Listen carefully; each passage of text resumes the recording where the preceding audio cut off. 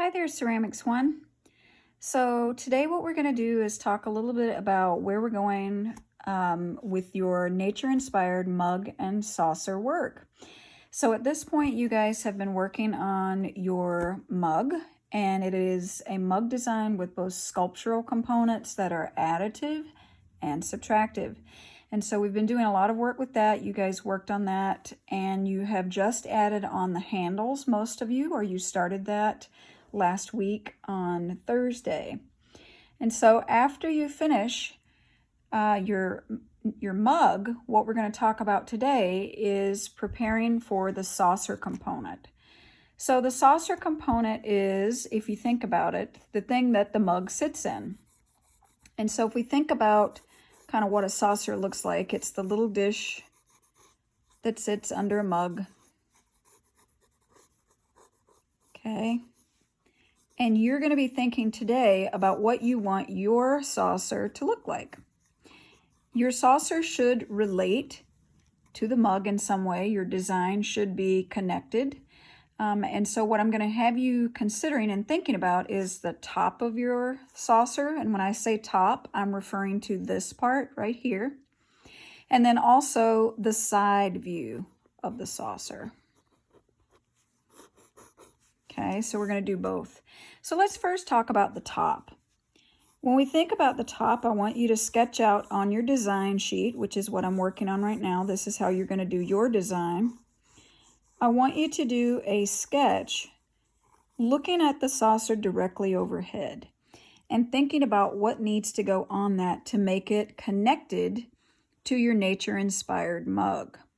Okay, so my nature-inspired mug had some floral components, it had some flowers, and it had some bark components.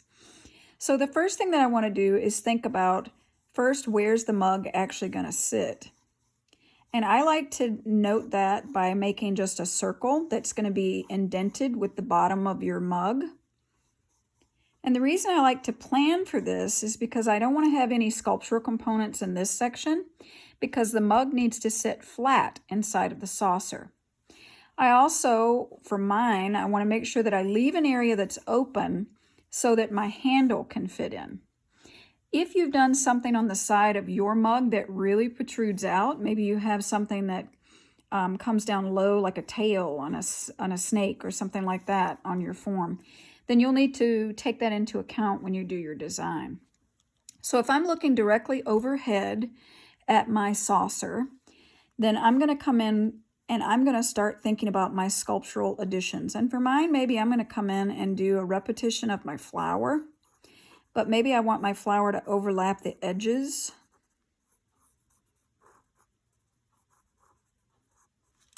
And I'm going to make sure that I can tell what part goes over the edge, what part is the three-dimensional part. So this goes over the outside edge of it. Maybe I want a stem. That's another sculptural component that goes over this side. And maybe then I want that stem to come back up, almost more like a vine. Maybe I will make it into a vine with some leaves. And maybe on this side, I want to have another flower.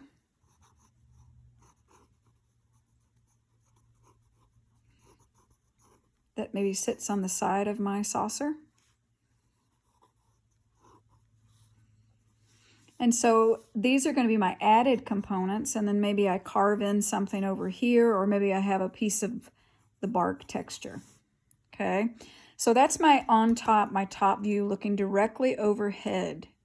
Okay, then I would need to consider the side view. And remember that the side view, you're going to start with thinking about this in terms of a 3D effect. So to do the side view of a saucer, I'm going to start with an oval. And then you will have to make some decisions about what you want the bottom of your saucer to look like. I'm going to be teaching you guys and doing a demo later this week that will teach you how to do two different, what we call feet or a foot method for your saucer. One will be an elevated flat foot like this. If you look at the bottom of a normal saucer that we would put a mug on or a cup, there's a foot ring if this is a bottom view, think about our tea bowls that we made, or a mug, or anything that we make in ceramics. There's an elevated foot ring that your form sits on. Like this. This is the equivalent of the foot ring if we do it that way. The other thing that I could do, if I chose to, I could have my saucer have a foot ring that's more like a little elevated foot system like this, where maybe I just have some little half. So if we look at the bottom view of this one, so these would be like half little bead shapes. So they would be circular, and you'd have at least 4 of those on the bottom. Okay. So both of these methods could easily work for your foot, but you are going to be required to have some kind of foot method or elevation system for your saucer. So what I'm going to have you do is sketch out for me on your design sheet this time that you're going to be taking a photo once you're done and uploading.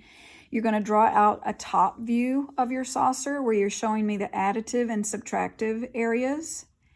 And then you're going to have for me a side view where you're showing me if you're going to have a foot ring that's elevated like this, or if you want the more broken pieces like this, or if you want to get creative and maybe you want some really kind of fancy bottom foot system where you elevate it. Maybe you do like a tripod foot system.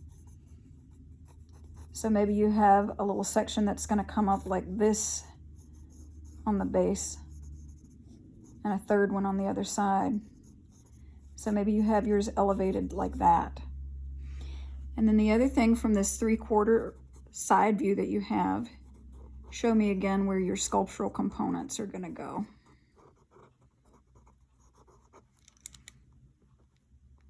And please do these in pencil so you can erase and fix things. Do your design.